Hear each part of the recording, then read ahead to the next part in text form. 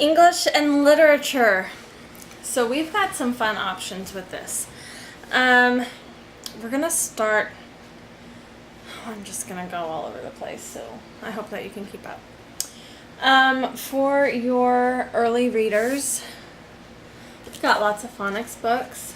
Phonics books are awesome because it really works with the phonetics of writing, or the writing, and rhyming with the words, which help predict what it's going to say, which gives your child more confidence with reading. Great resources to have. I'm jumping all over the place, forgive me. If you are doing English and you want to encourage creative writing, we have a phenomenal resource for you, and these are Write Your Own series. So we have Write Your Own Adventure Stories. These books give you prompts. So this one is Castaway. Here's a picture of a small group of people whose plane has crashed on a desert island. Think of a way to tell their story. So it gives you a prompt. But not only that, it says before you write your story, plan it out on a piece of paper. You can tell the story from the point of view of one of the characters, or you can write it as an outside observer, the style. And then it says story ideas and different ways. Perhaps one of them has a dark secret. Do they explore? Is there anyone, anything else living on the island? And then over here you have points of view. And it talks about what it means to have a narrator point of view. First person point of view, second person point of view, or third person. You can find out more in narrative on voices on page 91. You turn the page and it says ways to build tension. And then castaway words like heat stroke, makeshift fishing rod. So it gives you a prompt and then it helps you build the story. So different ways to build suspense, and then words, because writer's block is a big deal. So it gives you vocabulary to use during that. And so that's great because you can start on a prompt, and the words that they have for the vocabulary, those could also double as your vocabulary words for that week or month. We also have Write Your Own Storybook. I'm actually in the middle of working with this one because I want to improve my writing skills, and I've done 2 stories from this. I'm in the middle of my 3rd. Same idea. So this one that I did, whose story is it? It says a story can turn out very differently depending on which character you choose to focus on. Usually Cinderella is told from her point of view, but what if someone else took the spotlight? Try retelling the story from the point of view of one of these characters, the fairy godmother, the wicked stepmother, Prince Charming, or one of the ugly stepsisters. So I wrote this one, and it was so much fun to write.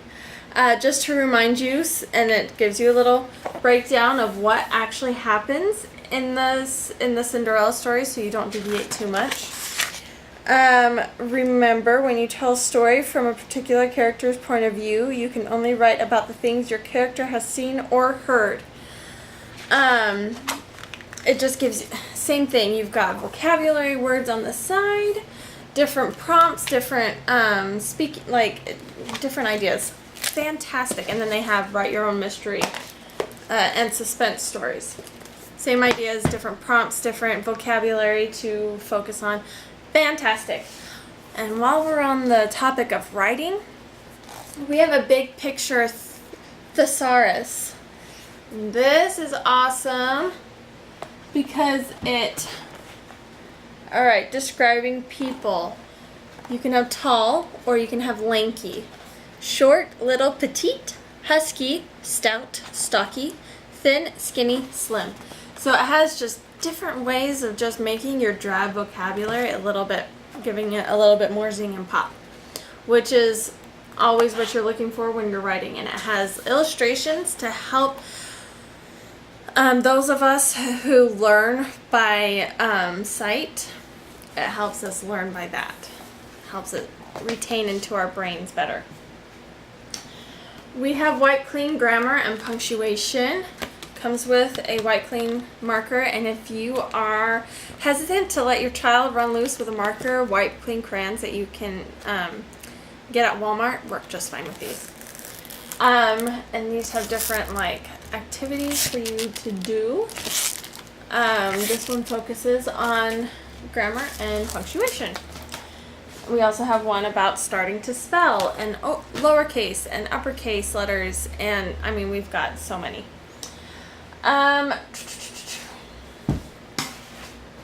Literature, we have lots of Shakespeare books.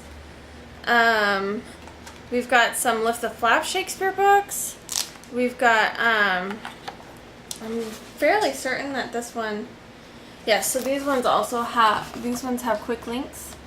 So if you are, this one, Drama in Shakespeare's England. So this not only talks about his plays, but it also talks about where Shakespeare came from and the time period and what was going on during that time. I always enjoyed learning about Shakespeare and his plays. I always found it quite fascinating. So we got several of these different kinds depending on different age levels. We've got illustrated storybooks. This one is Illustrated Classics. Now these are abridged stories, but it's a great starting off when it comes to literature. This one has Robin Hood, Gulliver's Travels. I don't think I've ever read that. Moonfleet, Around the World in 80 Days, Robinson Crusoe, and the Canterville Ghost. So classics, abridged. They have pictures to make it easy. Arabian Nights. And if you want unabridged books, we've got Little Women and The Wizard of Oz. And these ones, they do have some illustrations. Oh, maybe if I can find, okay. They do have some illustrations, but it's the unabridged stories. That's all I have for you for English and literature, but we have lots of activity books like Where's Will, which is William Shakespeare breaks down the plays into very short synopsises. And then on the next page you have to find Will and the different characters from the play, kind of like Where's Waldo. And we also have one for Where's Jane, for Jane Austen and her stories. So that's a great resource. Let me know if you have any questions.